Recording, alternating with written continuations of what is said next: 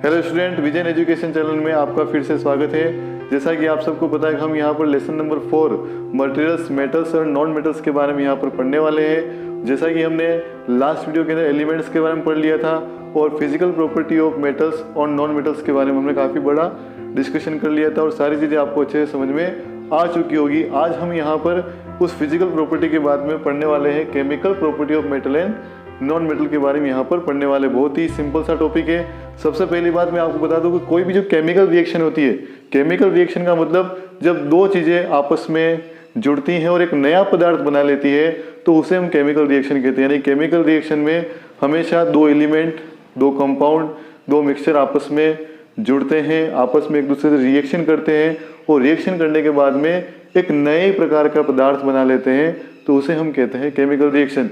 जैसा कि आपने देखा होगा कि जब दूध से दही का निर्माण होता है तो ये भी एक प्रकार का केमिकल रिएक्शन है, क्योंकि दूध जो होता है, मिल्क जो होता है, उसके अंदर कुछ बैक्टीरिया होते हैं जिसको अपन कहते हैं लैक्टोबैसिलस। वो जब दूध के साथ में रिएक्शन करते हैं तो दूध को धीरे धीरे किस में कन्वर्ट कर देते हैं, दही के अंदर, कर्ड के अंदर चेंज कर देते हैं। तो वो एक प्रकार की केमिकल रिएक्शन है। तो यहाँ पर अपने को यही पढ़ना है कि मेटल और जो नॉन मेटल्स आपको दिए गए हैं वो नॉन मेटल और मेटल किस प्रकार से रिएक्शन करते हैं और कौन से नए प्रोडक्ट का फॉर्मेशन करते हैं, वो यहाँ पर अपने को देखना है। तो सबसे पहली रिएक्शन यहाँ पर आपको दी है रिएक्शन विद ऑक्सीजन, यानी ऑक्सीजन का मतलब है यहाँ पर O2 से है। तो वो ऑक्सीजन के साथ में मेटल और नॉन मेटल कैसे रिएक्ट करते हैं उसके बारे में यहाँ पर समझना है। सबसे पहले मैं आपको यहाँ पर इनकी पूरी प्रोसेस को समझाऊंगा और प्रोसेस को समझाने के बाद में हम इसको अच्छे से नोट करेंगे। तो सबसे पहले हम यहाँ पर देखते हैं, एक शब्द आपने यहाँ पर बार बार सुना होगा रस्ट के बारे में, जिसे हिंदी के अंदर कहा जाता है जंग। आपने घरों के अंदर भी कई बार आपके बड़े लोगों से सुना होगा कि इसके ऊपर जंग लग गया है, ये वस्तु खराब हो गई है ना, इसको पानी से बचाना है, इसको खुला नहीं रखना है।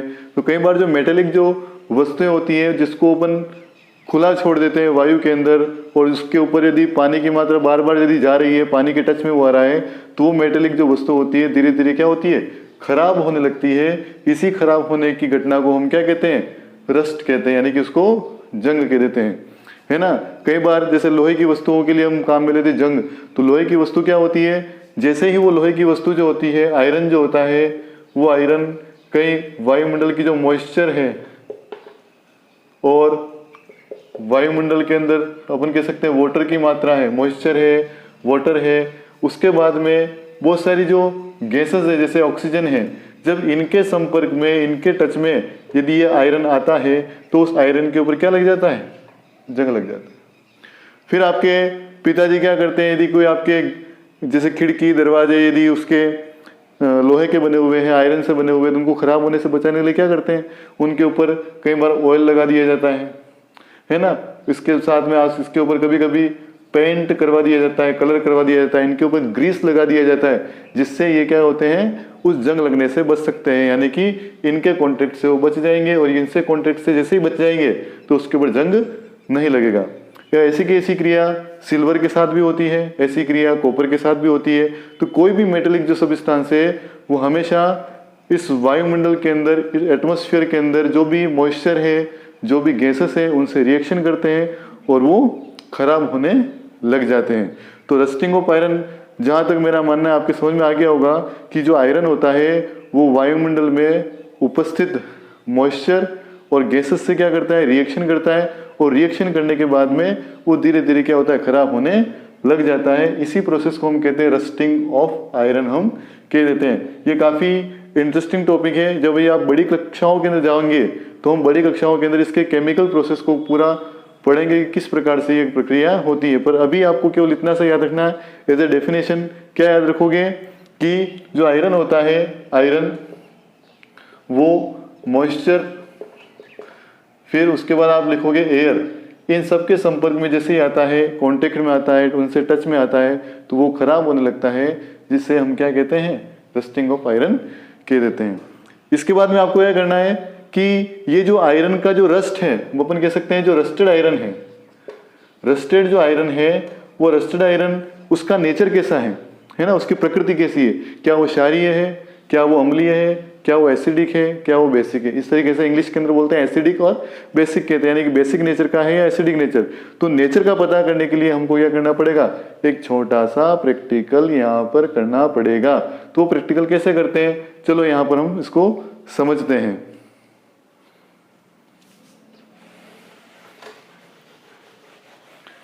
देखिए अब यहाँ पर आपको प्रैक्टिकल किस प्रकार से करना है। कोई भी रस्ट जो है आपके पास, जैसे मैंने कि कोई छड़ है लोहे का, आयरन की जो एक रोड है आपके पास, उसके ऊपर यदि रस्ट लगा हुआ तो रस्ट को क्या करिए, ऊपर से खुरेज करके क्या करिए, अलग निकाल लीजिए।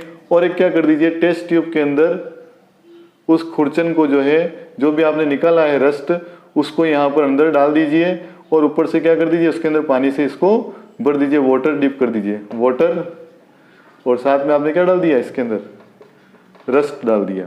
जैसे इनको डालोगे तो क्या बन जाएगा, रस्ट का सॉल्यूशन बन जाएगा। इस रस्ट के सॉल्यूशन को आप टेस्ट करना है, क्या ये बेसिक है, क्या ये एसिडिक है, यानी ये बेसिक है या एसिडिक है पता करना है आपको। तो उसके लिए क्या करना पड़ेगा, आपको क्या करना पड़ेगा, इसका लिटमस टेस्ट करना पड़ेगा। कौन सा टेस्ट, लिटमस टेस्ट आपको करना पड़ेगा। अब लिटमस टेस्ट किस प्रकार से करते हैं, सबसे पहले इसको समझते हैं।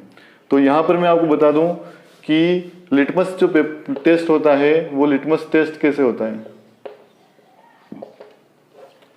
दो प्रकार के लिटमस पेपर होते हैं, दो प्रकार के लिटमस पेपर होते हैं। एक होता है ब्लू लिटमस पेपर, एक होता है रेड लिटमस पेपर होता है। ब्लू लिटमस पेपर जब होगा उसको आप किसी सॉल्यूशन के अंदर डालोगे, ब्लू लिटमस पेपर को किसी सॉल्यूशन के अंदर डालोगे, यदि वो रेड हो जाता है, कैसा हो जाता है, रेड हो जाता है, तो जो सॉल्यूशन होगा वो कैसा होगा आपका, एसिडिक। और इसी रेड लिटमस पेपर को किसी सॉल्यूशन के अंदर डाला आपने और यदि ये कैसा हो जाता है, ब्लू हो जाता है, मतलब वो सॉल्यूशन कैसा होगा, बेसिक होगा। ये वाली बात आपको याद रखनी है। अब क्या करना है, सॉल्यूशन तो आपके पास प्रेजेंट है रस्ट का, अब आपको क्या करना है, एक ब्लू वाला और एक रेड वाला दोनों लिटमस पेपर ले लेने। लिटमस पेपर को लेकर के यदि इसके अंदर डिप करेंगे, सॉल्यूशन के अंदर डिप करेंगे अपन, यानी कि ये टेस्ट ट्यूब थी, इस टेस्ट ट्यूब के अंदर उस लिटमस पेपर को अपन क्या करेंगे, डिप करेंगे। यदि ये लिटमस पेपर रेड हो जाता है, इसका मतलब वो कैसा होगा, एसिडिक नेचर का। और यदि ये लिटमस पेपर कैसा हो जाता है, ब्लू कलर का हो जाता है, इसका मतलब वो बेसिक नेचर का होता है। तो यहाँ पर जब ये प्रैक्टिकल करने के बाद हम देखते हैं, लिटमस टेस्ट कर लेते हैं, तो ये जो लिटमस पेपर होता है वो लिटमस कैसा हो जाता है, ब्लू कलर का हो जाता है, gets blue colour, then it is called blue colour का हुआ तो बेसिक नेचर का हो जाएगा। तो कहने का मतलब ये है कि कोई भी मेटेलिक ऑक्साइड आपने लिया, उसको लिटमस टेस्ट आपने किया, तो मेटेलिक ऑक्साइड जो होता है वो हमेशा बेसिक नेचर का ही होता है। ये आपको याद रखना और इसका पूरा तरीका निकालने का इस तरीके से। और ये विशेष बात आपको यहाँ पर याद रखनी है कि लिटमस टेस्ट कैसे किया जाता है।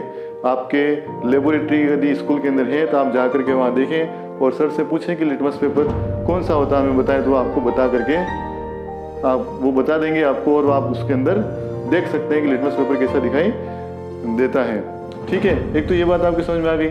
एक और बात इसके अंदर आपके सामने आती है, अगला जो एग्जाम्पल यहाँ पर हम पढ़ेंगे वो है मैग्नीशियम रिबन वाला। मैग्नीशियम रिबन को भी क्या करना है, आपको यहाँ पर जला करके देखना है। देखो मैग्नीशियम रिबन क्या है, तो मैं यहाँ पर बता देता हूँ।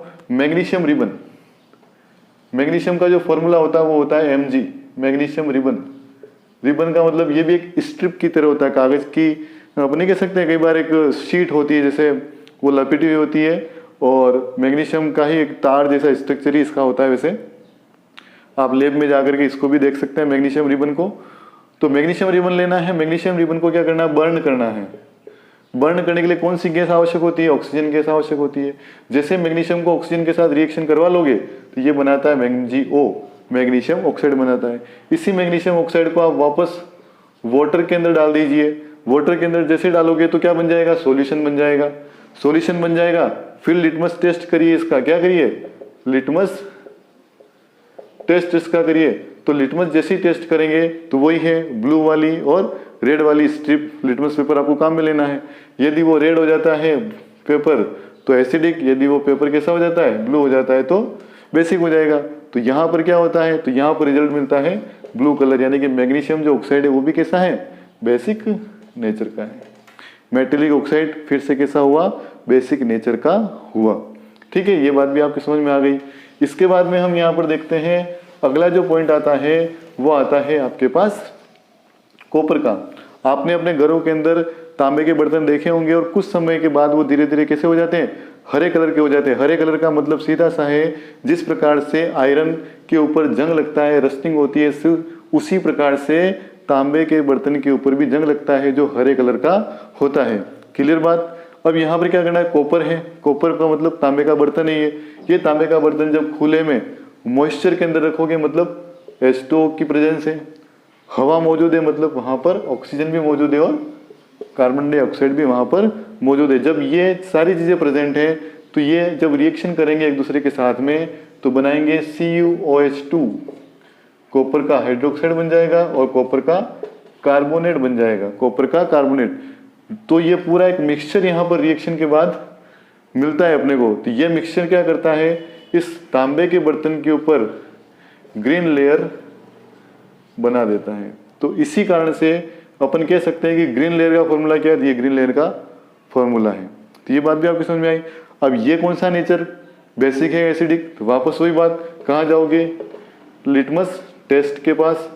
जब आप लिटमस पेपर ला करके इसमें डिप करोगे, यदि ब्लू आया तो बेसिक और रेड आया तो क्या होगा, एसिडिक, आपको पता है।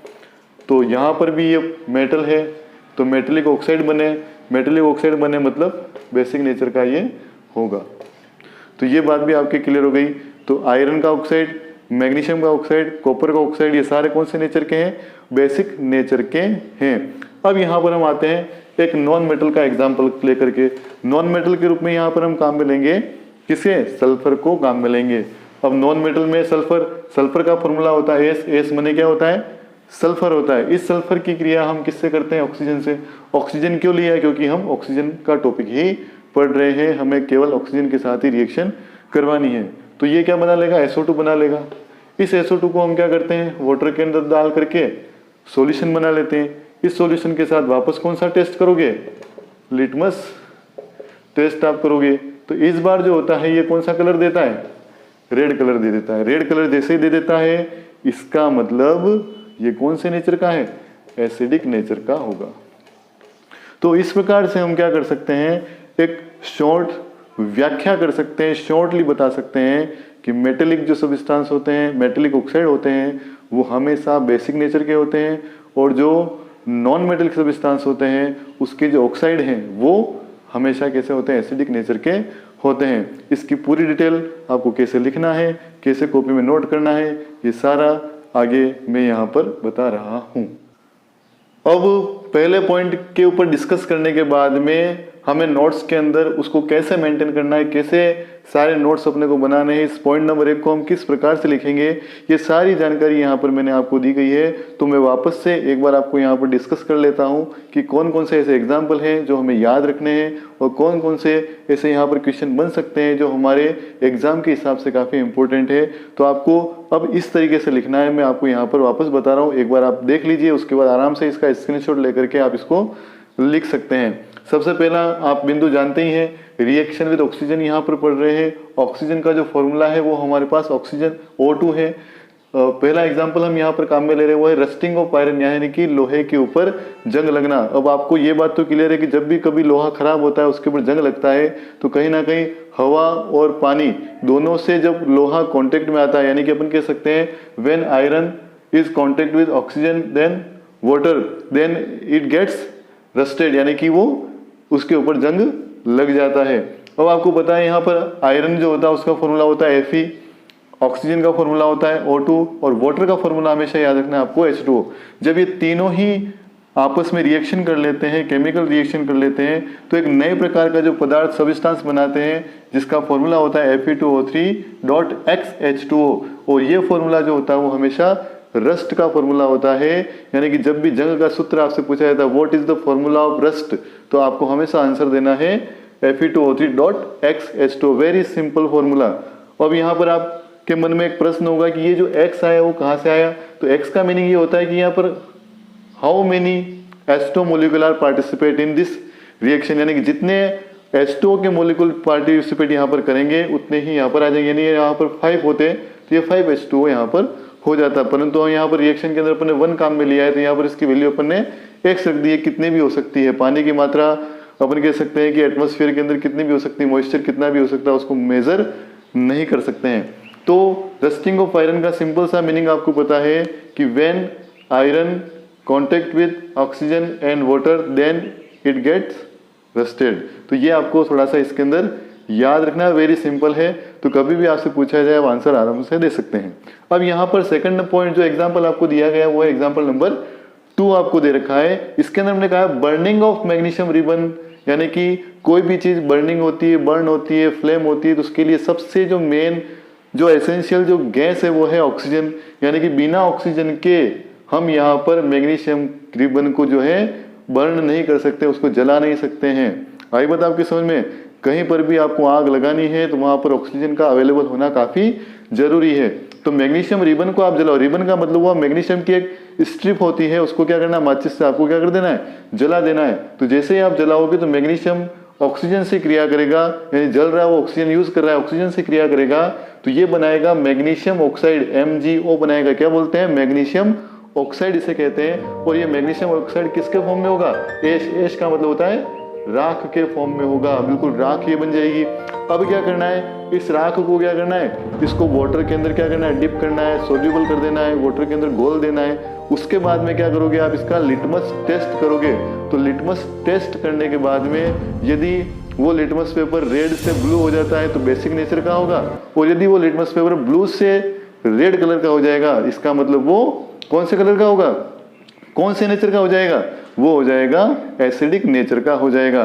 तो हमें ये बताएं कि कोई भी मेटेलिक जो ऑक्साइड होता है, कोई भी मेटेलिक ऑक्साइड होता है वो हमेशा बेसिक नेचर का ही होता है, जैसा कि हम पढ़ चुके हैं। अब यहाँ पर एग्जाम्पल नंबर 3 आपको वापस आ जाता है, when a copper vessel expose to moist air acquire a dull green coating. कहने का अर्थ है कि कोई भी तांबे का बर्तन जब मॉइस्चर के अंदर पड़ा हो, खुला पड़ा हो, हवा के संपर्क में हो, तो धीरे धीरे वो भी क्या होता है, रस्टेड होने लगता है। और रस्टेड होने पर उसके ऊपर ग्रीन कलर की एक परत चढ़ जाती है, ग्रीन कलर उसका हो जाता है। इसका मतलब कॉपर क्या हो गया, कॉपर के ऊपर भी जंग लग चुका है ना। तो जंग लगने पर कॉपर का रंग कैसा हो जाता है, ग्रीन कलर का हो जाता है। ये वाली बात आपको याद रखनी। अब ये केमिकल रिएक्शन के फॉर्म में कैसे लिखते हैं, तो केमिकल रिएक्शन के फॉर्म में आपको लिखना है Cu को कहा जाता है कॉपर, और CO2 का मीनिंग होता है कार्बन डाइऑक्साइड गैस, O2 का मीनिंग आप जानते हैं ऑक्सीजन, H2O का मतलब आप जानते हैं वाटर।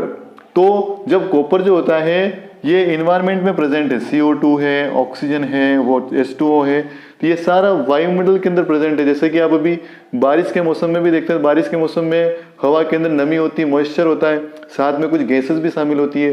तो ये नमी और ये गैसेस क्या करती है, इस कॉपर है या कोई भी मेटेलिक जो सबस्टेंस अपने पास प्रेजेंट है उन सबसे क्या करती है, रिएक्शन करती है। और रिएक्शन करने के बाद में ये क्यूप्रस हाइड्रोक्साइड और कॉपर कार्बोनेट का मिश्रण बना लेती है उस तांबे के बर्तन के ऊपर, और ये जो मिश्रण होता है वही क्या करता है, उसको ग्रीन कलर दे देता है, जिसको हम कहते हैं बेसिक कॉपर कार्बोनेट के नाम से जानते हैं। तो यदि आपसे पूछा जाए कि कॉपर के जो वेसल्स हैं उसके ऊपर ग्रीन कोटिंग होती है और ये ग्रीन कोटिंग किस नाम से जानी जाती है, तो आपको आंसर देना है बेसिक कॉपर कार्बोनेट जो होता है वो इसको ग्रीन कलर प्रदान करने वाला है। तो ये कंपाउंड का आपको नाम याद रखना। ये पूरा मिक्सचर होता है, ये अलग अलग नहीं होते हैं, दोनों शामिल ही रहते हैं, मिश्रण होता है, मिक्सचर होता है। इस कारण से उसको पूरे को हम बोल रहे हैं बेसिक कॉपर कार्बोनेट, हम यहाँ पर इसको बोल रहे हैं। तो ये बात भी आपकी समझ में आ गई, कॉपर खराब क्यों होता है, आयरन खराब क्यों होता है ना। इसके बाद में आप देखें एग्जाम्पल नंबर 4 के अंदर यहाँ पर हमने जो सल्फर काम में लिया, वो सल्फर जो होता है वो नॉन मेटेलिक होता है, जैसा मैंने आपको बता ही दिया है। तो जब भी नॉन मेटेलिक सबस्टेंस या एलिमेंट किसी ऑक्सीजन से क्रिया करेगा तो हमेशा क्या करेगा, एसिडिक नेचर के ऑक्साइड का फॉर्मेशन करेगा। तो ये वाली बात याद रखनी है, sulphur is non metal which react with oxygen and gives SO2, यानी कि जब सल्फर की रिएक्शन हम O2 से करवा देंगे तो ये हमें क्या देगा, सल्फर डाइऑक्साइड SO2 गैस देगा। ये SO2 गैस क्या करेगा, एसिडिक नेचर का होगा। जब भी उसको हम H2O के अंदर, वाटर के अंदर डिजोल्व करके इसका लिटमस टेस्ट करेंगे तो ये लिटमस पेपर जो होता है वो ब्लू से कैसा हो जाता है, रेड हो जाता है। इस कारण से ये एसिडिक नेचर की काउंट के अंदर आएगा। तो इन शॉर्ट हम ये कह सकते हैं कि जब भी मेटेलिक ऑक्साइड किसी लिटमस टेस्ट किया जाएगा तो लिटमस टेस्ट के अंदर मेटेलिक ऑक्साइड हमेशा रेड से ब्लू हो जाएगा, लिटमस पेपर रेड से ब्लू हो जाएगा। मतलब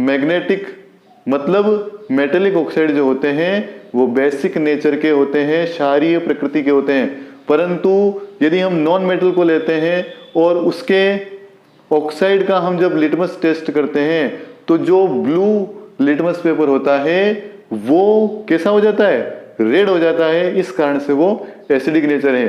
जैसा कि लिटमस टेस्ट कैसे होता है मैंने आपको बता दिया, बैग जाकर के वापस देख सकते हैं। तो ये बात मेरे हिसाब से आपको समझ में आ चुकी होगी और पहला पॉइंट रिएक्शन विद ऑक्सीजन हम यहाँ पर कंप्लीट कर चुके हैं। ठीक है, अब यहाँ पर जो नेक्स्ट जो हम रिएक्शन पढ़ेंगे वो पढ़ेंगे रिएक्शन विद वाटर, यानी कि मेटल और नॉन मेटल जो होते हैं वो वाटर के साथ में रिएक्शन किस प्रकार से करते हैं वो यहाँ पर हम देखने वाले हैं। तो अब हमारे पास में जो दूसरा पॉइंट आया है वो है रिएक्शन विद वाटर। ऑक्सीजन के बारे में पढ़ लिया, अब हमको क्या करना है, वाटर के साथ मेटल और नॉन मेटल की रिएक्शन को पढ़ना है। तो क्या प्रोडक्ट्स यहाँ पर बनने वाले हैं और क्या इफेक्ट आप देखने वाले हैं। बहुत ही अमेजिंग फैक्ट यहाँ पर आपको सुनने को भी मिलेंगे। पहला जो फैक्ट है, बहुत ही शानदार फैक्ट है, वो है सोडियम स्टोर्ड इन केरोसिन, यानी कि सोडियम को केरोसिन के अंदर रखा जाता है। सोडियम नाम आपने सुना होगा, नहीं सुना होगा तो आप सुनेंगे, आगे आने वाली बड़ी कक्षाओं में आप प्रैक्टिकल्स भी इसके अंदर करेंगे। और यहाँ पर आप सुन ही रहे हैं कि सोडियम एक ऐसा एलिमेंट है जो स्टोर करने के लिए किसके अंदर काम में लेना पड़ता है, केरोसिन को काम में यहाँ पर लेना पड़ता है। इतना भयंकर और इतना खतरनाक रिएक्शन करने वाला ये सोडियम है, यानी इसको आप बिल्कुल भी खुला नहीं छोड़ सकते एनवायरनमेंट के अंदर। और यदि आप इसके ऊपर पानी डाल दोगे तो ये आग पकड़ लेगा। आपने कई बार सुना होगा आग को बुझाने के लिए पानी को काम में लिया जाता है, परंतु सोडियम से लगने वाली आग को आप पानी से नहीं बुझा सकते हैं। उसको बुझाने के लिए, उसको कम करने के लिए क्या करना पड़ेगा, केरोसिन डालना पड़ेगा। तो ऐसे बहुत सारे अमेजिंग चीज़ें आपके केमिस्ट्री के अंदर अवेलेबल हैं जिनको आप पढ़ेंगे तो आपको भी आनंद आ जाएगा, मज़ा आ जाएगा। तो पहली बात आप याद रखें, सोडियम स्टोर्ड इन केरोसिन, यानी कि सोडियम को केरोसिन के अंदर रखा जाता है उसे इन्वायरमेंटल गैसेस से रिएक्शन से बचाने के लिए। Sodium react vigorously with water, यानी कि बहुत तीव्रता से, बहुत तेजी से क्या करता है, विगरसली का मतलब बहुत तेजी से क्या करता है, रिएक्शन कर लेता है। ठीक है, एक और आपसे बात बता दूं, iron react with water slowly, यानी कि जो जंग लगने का जो प्रोसेस होता है वो जंग लगने का प्रोसेस वेरी स्लो, यानी कि आपकी जो लोहे के गेट और खिड़कियां, जो किवाड़ जो भी हैं वो काफ़ी लंबे समय के बाद खराब होते हैं, एकदम से खराब नहीं होते। मतलब इसके पीछे कारण क्या है, क्योंकि जो लोहा होता है वो धीरे धीरे काफ़ी स्लोली रिएक्शन करता है। तो ये वाली बात भी आपको याद रखनी, यानी ये रिएक्शन तो फास्ट है और ये रिएक्शन स्लो है।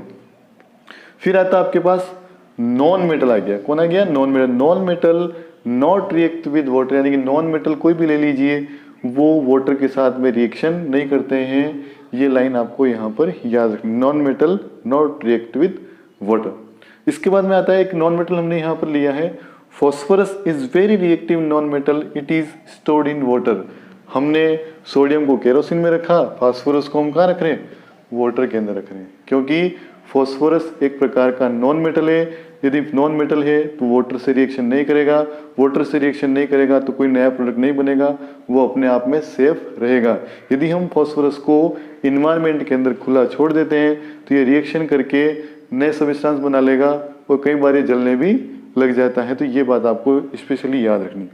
इसके बाद में non metal do not react with acid, यानी कि इस बार नॉन मेटल जो है वो वाटर के साथ साथ किसके साथ रिएक्शन नहीं कर रहा है, एसिड के साथ भी रिएक्शन नहीं कर रहा है। तो नॉन मेटल ना तो वाटर से रिएक्शन करेगा ना ही एसिड से रिएक्शन करेगा, but metal react with acid and produce hydrogen gas, यानी मेटल आप ले लीजिए, मेटल किसी भी एसिडिक सब्सटेंस से रिएक्शन करेगा, हाइड्रोजन गैस वो रिमूव करेगा अपने में से। और इसकी पहचान आपको कैसे करनी है, इसकी पहचान के लिए आपको करना है कि जैसे ही वो कि आप एक प्रैक्टिकल है, अब मैं आपको यहाँ पर चित्र भी बता दूंगा किस प्रकार से वो होता है। तो आपके पास क्या है इस टेस्ट ट्यूब के अंदर मेटल है और मेटल के साथ में आपने यहाँ पर ऐड कर दिया है एसिड को, राइट। जब मेटल के साथ में आपने एसिड को ऐड कर दिया है तो यहाँ से जो भी गैस रिमूव होगी वो गैस होगी हाइड्रोजन। इसका पता आप कैसे लगाएंगे, यहाँ पर आप क्या करिए, जलती हुई माचिस की तीली आप क्या करिए, लगा करके उसके मुंह पे ले जाइए, स्पर्क नली के यहाँ पर आप ले जाइए, तो वो जलती हुई माचिस के कारण से ये हाइड्रोजन है वो पॉप साउंड करके फूटेगी, जलेगी, यानी फट फट की आवाज़ आएगी, छोटे पटाखे फूटने ऐसी आवाज़ उस जलने के साथ में आएगी। तो इस तरीके से आप उसकी पहचान कर सकते हैं कि हाइड्रोजन गैस है या नहीं है। That Burns with pop sound, very special point. कौन सी गैस जो होती है वो पॉप साउंड के साथ में जलती है, बर्न्स होती है, तो इसका आंसर होगा हाइड्रोजन गैस। एक रिएक्शन भी मैं यहाँ पर बता देता हूँ कि किस प्रकार से जो है वो रिएक्शन होगी। आप देख सकते हैं मेरे पास एक मेटल है जिसका नाम है जिंक। इस जिंक के साथ में मैं एक एसिड काम में लेता हूँ H2SO4 सल्फ्यूरिक एसिड, जो कि डाइल्यूट है मेरे पास। डाइल्यूट यानी कि तनु पतला वाला H2SO4 सॉल्यूशन है। इसकी रिएक्शन यदि मैं कराऊंगा तो जिंक लेके भाग जाएगा SO4 को, तो क्या बन जाएगा ZnSO4, क्या बचा रहेगा H2, और जो H2 होगा वो गैस फॉर्म के अंदर बाहर होगा। और ये गैस होगी वो कौन से पॉप साउंड के साथ जाएगी, पॉप साउंड के साथ में बंस होगी। तो ये बताता है कि किसी भी मेटल की रिएक्शन किसी एसिडिक सब्सटेंस से सॉल्यूशन से करते हैं तो ये सल्फेट बनाता है, यानी कि साल्ट का फॉर्मेशन करता है और हाइड्रोजन गैस आउट होती है, एग्जिट होती है। तो इस प्रकार से आपको क्या करना है, रिएक्शन विद वाटर को आप पढ़ सकते हैं। छोटे छोटे प्रश्न यहाँ से आते हैं, वेरी इंपॉर्टेंट है। आप अच्छे से अपनी कॉपी के अंदर इसको नोट कर लीजिए। तो वापस रिपीट कर रहा हूँ मैं। सबसे पहली बात, सोडियम को प्रोटेक्ट करने के लिए हम कहाँ रखते हैं, केरोसिन के अंदर रखते हैं। फास्फोरस को प्रोटेक्ट करने के लिए हम कहाँ रखते हैं, इसको वाटर के अंदर रखते हैं। फास्फोरस न तो वाटर से रिएक्शन करेगा न एसिड से रिएक्शन करेगा, यानी कि नॉन मेटल जो होते हैं वो एसिड और वाटर दोनों से ही रिएक्शन नहीं करते हैं, जबकि मेटल जो होते हैं वो एसिड और वाटर दोनों से रिएक्शन करते हैं और हाइड्रोजन गैस को क्या करते हैं, रिमूव अपने में से करते हैं, जो पॉप साउंड के साथ में बाहर बंस होती है, बाहर निकलती है। That is clear. फिर अपन अगला पॉइंट यहाँ पर देखते हैं, डिस्प्लेसमेंट रिएक्शन किस प्रकार से होती है। तो इतनी बातें समझ लेने के बाद में अब तीसरा जो पॉइंट हमारे सामने आता है वो आता है डिस्प्लेसमेंट रिएक्शन। डिस्प्लेसमेंट का अर्थ आप समझते हैं, जब किसी क्लास के अंदर एक बच्चा किसी कुर्सी के ऊपर बैठा हुआ है और दूसरा बच्चा जो है वो किसी अन्य कुर्सी के ऊपर बैठा हुआ है, तो यदि टीचर इन दोनों को एक्सचेंज कर लेता है तो वो क्या हुआ, डिस्प्लेसमेंट हुआ। कई बार क्या होता है कि स्टाफ के अंदर या टीचर्स के अंदर जैसे साइंस की पोस्ट खाली हो गई तो उसके स्थान पर कोई नया साइंस का टीचर आ जाता है, तो भी वो क्या हुआ, डिस्प्लेसमेंट, यानी एक को हटा करके दूसरे को बिठाना ही अपने लिए क्या है, डिस्प्लेसमेंट है। तो यहाँ पर अब डिस्प्लेसमेंट किस प्रकार से होता है वो थोड़ा सा आप इसमें गौर करिए। Metal displace another metal from its compound is in aqueous solution, in aqueous solution, यानी कि metal displace another metal from its compound in aqueous solution, यानी कि किसी भी जली विलयन के अंदर एक्वस सॉल्यूशन के अंदर कोई मेटल दूसरे मेटल को क्या कर देता है, हटा देता है उसके कंपाउंड में से, तो उसे हम कहते हैं displacement reaction. It is called displacement reaction. अब यहाँ पर देखें, एक छोटा सा एग्जांपल यहाँ मैंने दिया है, zinc replaces copper from copper sulphate solution, यानी कि जिंक क्या करता है, इस कॉपर सल्फेट सॉल्यूशन में से किसको हटाता है, कॉपर को हटा देता है, कॉपर को रिप्लेस करता है। तो इसे हम कहते हैं डिस्प्लेसमेंट रिएक्शन। अब आप देख सकते हैं रिएक्शन के अंदर कि कॉपर सल्फेट का सॉल्यूशन आपके पास है, उसका जो कलर होता है वो कैसा होता है, ब्लू कलर होता है। पर जैसे ही ये जिंक जो है इस कॉपर को रिप्लेस कर देता है तो हमारे पास क्या बन जाता है, जिंक सल्फेट बन जाता है, जो कि कैसा होता है, कलर लेस होता है। यहाँ पर जो ब्लू कलर था वो क्या हो जाएगा, गायब हो जाएगा और कलर लेस हो जाएगा, यानी कि नया सब्सटेंस बन गया। That is chemical reaction. और ये जो कॉपर था वो हट जाता है, यानी कॉपर कहाँ जाएगा, इसकी जगह आ जाएगा, मतलब कॉपर इस बार बाहर चला गया, यानी जिंक ने कॉपर को हटा दिया और कॉपर की जगह कौन आ गया, जिंक आ गया। तो इस प्रकार से आपके एक बात समझ में आ गई होगी कि एक को हटा करके दूसरे को बिठाना है। This is displacement reaction. अब यहाँ पर एक चीज आप याद रखें, note a more reactive metal can replace a less reactive metal, यानी कि हम ये कह सकते हैं कि जिंक ने कॉपर को तो हटा दिया परंतु यदि मैं इसका रिप्लेस करना चाहूँ, यानी कि इसकी अपोजिट रिएक्शन करना चाहूँ कि कॉपर को वापस मैं यहाँ भेज दूँ और जिंक को मैं यहाँ इधर भेज दूँ, इट इज़ नॉट पॉसिबल, ये पॉसिबल नहीं है। ऐसा क्यों हुआ? क्योंकि जिंक जो होता है वो ज़्यादा रिएक्टिव मेटल है, वो तुरंत ही क्या करेगा, कॉपर के ऊपर अटैक करेगा, कॉपर को हटा देगा। पर कॉपर में इतनी क्षमता या ताकत नहीं होती है कि वो क्या करे, जिंक को इस कंपाउंड में से हटा दे। तो जिंक ज़्यादा रिएक्टिव है, इस कारण से कॉपर को हटाता है। कॉपर के अंदर कम क्षमता है, कम पावर है, इस कारण से कॉपर जिंक सल्फेट में से जिंक को हटा नहीं सकता, यानी कि ये अपोजिट रिएक्शन पॉसिबल नहीं होगी। ये बात आपको याद रखनी है। Less reactive metal can't replace more reactive metal, यानी कम रिएक्शन करने वाला, कम रिएक्टिव मेटल है, वो कभी भी मोर रिएक्टिव मेटल को नहीं हटाएगा। तो इस प्रकार से आपको ये याद रखना है कि जिंक सबसे ज़्यादा पावरफुल है हटाने के अंदर, उसकी क्षमता जो है काफ़ी ज़्यादा है।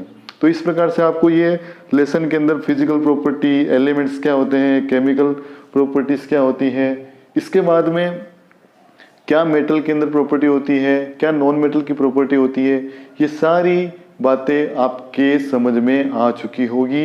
अब इसके बाद भी यदि आपके मन में डाउट्स हैं, आप मुझे कमेंट सेक्शन के अंदर लिखें। कोई क्वेश्चन है वो भी कमेंट सेक्शन के अंदर लिख करके मुझसे पूछ सकते हैं, मैं आपको इसका जवाब दूंगा। अब इसके अंदर एक छोटा सा पॉइंट हमारा बाकी रह जाता है, वो है uses of metals and non metal, यानी कहाँ कहाँ पर इसका उपयोग किया जाता है। जिन बच्चों को इसका आंसर पता है, जिनको आता है कहाँ पे यूज़ करते हैं मेटल का, वो कमेंट सेक्शन के अंदर लिख के बताएं, जिससे अन्य बच्चों को भी क्या हो जाएगा, इसका फ़ायदा हो जाएगा। यदि नहीं आता है तो कमेंट सेक्शन के अंदर मुझे लिखोगे, उसके बाद मैं वीडियो बना करके उनके यूजेस आपको बता दूंगा। ओके। और यदि आप चैनल के ऊपर नए थे, आपने अभी तक इसको सब्सक्राइब नहीं किया था, चैनल को कर दीजिए, ताकि आने वाले नए लेसन आपको आसानी से मिल जाए, आपको ढूंढना ना पड़े। ओके।